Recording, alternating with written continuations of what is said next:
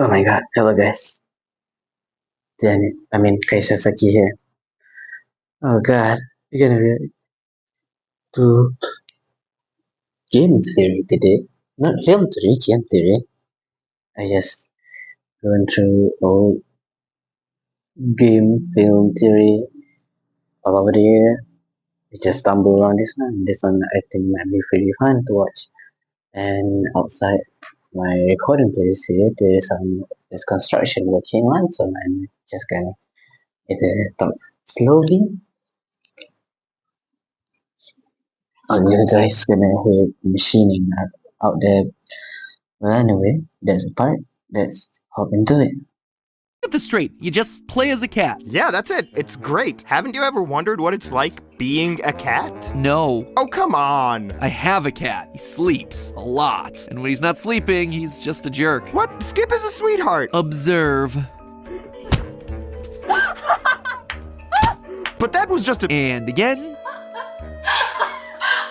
That's And again. Oh, okay, I get it. And again. Aww.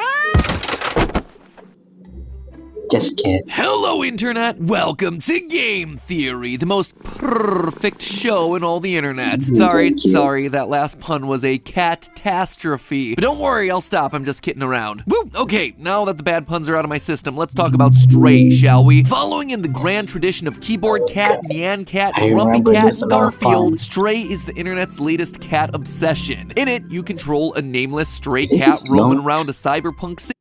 This is long time ago. Several years, I think. Stray is one of the best cyberpunk looking games that I've ever laid my eye upon. Also, I'm not gonna pause a lot here. Let's say 10 minutes something seconds, so you're gonna be fine. That you quite literally fall into. It's a good thing that cats always land on their feet. We're also joined by a drone named B12, so if the cute cats don't get you, then the cute little robots will. Through a variety of pushing things off ledges, scratching on doors, and parkouring around the city, you know, typical cat stuff, you unlock B12's memories and the lore of the world, uncovering the truth of this underground city and what happened to the humans that once lived inside it. It turns out the surface had become a barren wasteland, so in order to survive, the humans fled to these underground cities, creating robots called companions to assist them. Eventually, a plague developed, which wiped all the humans out. According to a note on the wall, this was around 2,544,875,556 days ago, or nearly 7 million years in the past. In the absence of humans, the companion robots begin to evolve into sentient machines and develop their own society. But our friend B12 here is different. He's special. A big reveal of the game is that B12 isn't just any robot, but rather a human scientist. A scientist who uploaded their consciousness to the network. This, therefore, makes them the last living, quote-unquote, human being. Kind of a bummer, then, that in the end, B12 has to sacrifice themselves in order to override the city's security and open access to the surface, which apparently is no longer barren, but instead full of green plants and armies of cats. The final shot of the game is our stray feline friend walking off into the sun as the electronic system at the edge of the underground city comes flickering back to life. And roll credits. I mean, guys, all you had to do was give me a game where the cat, get to purr and rub my face on things. I don't think anyone was expecting this much lore when they saw a big cat on the thumbnail. But we're talking a post-apocalyptic world, a plague, 7 million years of history. With all this, what more could a gamer want? Oh wait, I know, a theory. Because while everyone else is gushing over how cute the game is and how nice the ending is, I'm sitting here thinking that this cat, a cute little floofball, yeah, he just doomed the entire world. And it all comes down to that final shot of the game. The computers outside the city flickering on as our cat walks away. Now, pretty much everyone I've seen play this game has theorized that this is a sign that B12 isn't actually dead. That in using the network to open up the city, B12 may have sacrificed their robot body, but managed to upload their consciousness to the network and now lives on inside the city's systems. And you know what? That is a perfectly valid explanation that, honestly, I can't disprove. Me, though, I also have a perfectly valid explanation that can't be disproven, and mine is a whole lot darker while tying up some loose ends that never get addressed in the game. I don't think those screen flickers are B12. I think it's something way worse. I believe their motto is ruin your childhood since 2011, so this is really on brand for them. Also, I'm sleepy.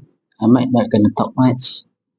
Let's just Come on, watch it, that BK. by opening up the city, we've actually wound up killing the planet a second time. And all the clues are there inside the game, already pointing us in this direction. One thing that I haven't brought up yet in our analysis of Stray are the Zerk, these horrifying flesh creatures that chase after our little floof at various points throughout the game. We learned that the Zerk began as a bacteria developed by humans to eat away the garbage that was piling up in the underground city. Now, what's cool about this is that it's actually something that scientists are working on right now. In Japan, they've actually found a bacteria called Ideonella sakaiensis, which has developed the ability to eat plastic. Let's just hope that our scientists build in better safety precautions than what we see in Stray, because once the humans all die out, the Zerk suddenly grow out of control, evolving to the point where it no longer eats just trash, but everything in its path, including metal, which is gonna pose a direct threat to all our robot friends. Fortunately, we learned that the Zerk have one weakness: UV light, which means that when we open the city up to the light of the sun at the end of the game, we effectively eradicate all the Zerk in sight, watching them pop faster than a 13-year-old's pimple problem. We've beaten the monsters, the robots are safe, it's a happy ending for everyone, right? Yeah, not quite. You see, that heartwarming cutscene kinda glosses over the most horrifying moment that happened earlier in the game. Down in the sewers, hidden away from any sunlight, is the biggest infestation of Zerk, complete with fleshy walls, bulging birthing pods, and huge eyeballs. Again, not something I expected from a game whose main selling point is become cats, but this too has backing in science. It's been suggested that bacteria might have the ability to operate as a neural network, acting like the sort of hive mind that we see in the sewers in Stray. Bacteria can also develop more societal behaviors, with different bacteria performing different tasks. Some of the most notable are biofilms that form sticky sheets that can attach to non-living surfaces, and myxobacteria that form bulbous pustules, just like the fleshy walls and birthing pods of the Zerk that we see in the game. But the thing that most people are forgetting is that the biofilms and giant eyes that we see in the sewers of Stray aren't affected by UV light like the rest of the Zerk. You can swing your cat's UV weapon around all you want, but no matter how close you are or how long you hold the button down, the eyes continue to just stare at you. They cannot be killed. They have evolved beyond their weakness to UV light. So while the ending of the game wants us to believe that we've eradicated all the Zerk with the UV light of the sun, that's just not true. The strongest of the Zerk are still alive down there in the sewers, impervious to the same weakness of their smaller bacteria brothers. But okay, at least they're stuck in the sewers, right? Well, you would be right if it wasn't for one important detail. This guy right here, hanging from one of the walls in the sewers. That right there, my friends, is a robot. We've specifically been told that the Zerks eat metal. We see him try to consume Doc when you open the door for him. We see the rest of the robots act terrified when we first arrive in the city because they think that we're a Zerk trying to devour them. And yet, this robot here is in the middle of Zerk activity. He is literally surrounded by the stuff, and yet he's still alive. He hasn't been consumed. Why? Well, it's because the Zerk clearly don't want to eat him. Instead, they want to learn from him. He's being kept down here as a prisoner, but to understand why, we have to turn our attention back to our new friend, B12. As I've already mentioned, B12 is a human consciousness that's been downloaded into a drone body, the quote-unquote last surviving human. Prior to this, their consciousness was stored and alive in something called the network. Not much is known about the network. What we do know is that B12 was in it for so long, it somehow made him able to hack into most systems of the city and translate the language of the companion robots. The only other thing we know is that B12's human form was able to upload their mind to the network via a white pod looking like this. But that raises an interesting point. We see B12's pod in their lab at the start of the game, and yet there's a second white pod here. Clearly, B12 is not the only person that has uploaded their consciousness into the network. In fact, what if I told you that most of the other robots in this world act like humans because they are humans, or at least have human consciousness inside of them? In the same village where we find the second white pod, we encounter a robot who tells us that they love the smell of fresh paint, only to then remember that they can't smell anything. That's not something that you would fake to appear more human, nor is it something that an AI is just going to naturally develop over time. They are recalling an actual memory here, just like we see B12 recalling actual memories throughout the game. By collecting one of the memories down in Midtown, we see B12 talk about how they loved getting burgers from a particular place where the server's name began with an M. If you go to the restaurant in Midtown, the server in the burger joint is called Matt B. The human consciousness that's inside of that server robot remembered his name. The memory is buried deep, but it's there, somehow influencing current actions. Nice. These robots I didn't love the just edit. evolve like the game tries to tell us. They're all humans that have downloaded their consciousnesses into robot bodies. They've existed for so long that they've forgotten that they were once human. It's why they eat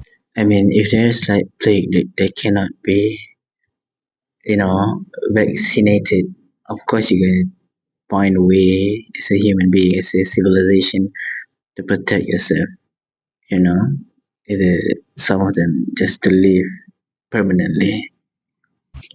food when they weren't built with digestive tracts. It's why they get haircuts despite not having any hair. Their human habits still take effect despite the memories having faded millions of years ago. In fact, we outright see confirmation of this in B12's lab. Take another look at the room where we see B12's pod. The pod isn't the only thing that's in there. It's connected to a bunch of wires, all of which are then connected to a robot that's sitting right next to it. The network was not meant to be B12's final destination, nor was the drone that he wound up in. Instead, they were trying to Robot. upload themselves to that companion bot, except we know that the transfer process didn't work out completely. They wound up inside the drone instead. Which brings us all the way back around to our unfortunate robot friend that's imprisoned to the wall of the sewer, because if you look closely, you can see a lot of cables coming out of that robot and going into computer monitors. Active computer monitors. If humans were able to connect themselves into the network and transfer into the robots, then it's possible that this is what the Zerk are after as well. The hive mind can use this imprisoned robot to access the network, to learn from it, to potentially upload itself into the network, or to take it a step further, to download the hive mind into an army of robots, allowing them to traverse the landscape during the day, to reach facilities where they can then experiment and improve the Zerk's capabilities, to make them completely resistant to UV light. That is why the monitor flickering on at the end of the game is so ominous. It's not B12, it's the strain of Zerk from the sewers. The only thing they needed was the ability to circumvent the city's security, and we did exactly that for them. By opening the city, we gave them the key that they needed to escape, and in the process, we've doomed all of society. Didn't I tell you at the beginning of the episode? Cats Maybe. are jerks. But hey, that's just a theory. A game theory. Thanks for watching.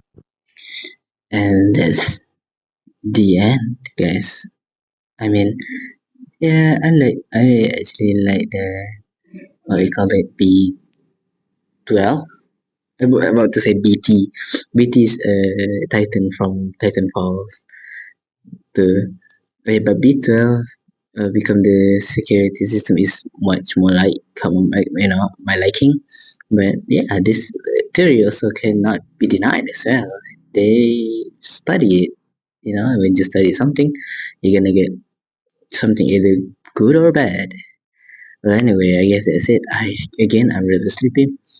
Thank you guys for watching. That's pretty nice theory from him. I guess see you again next time.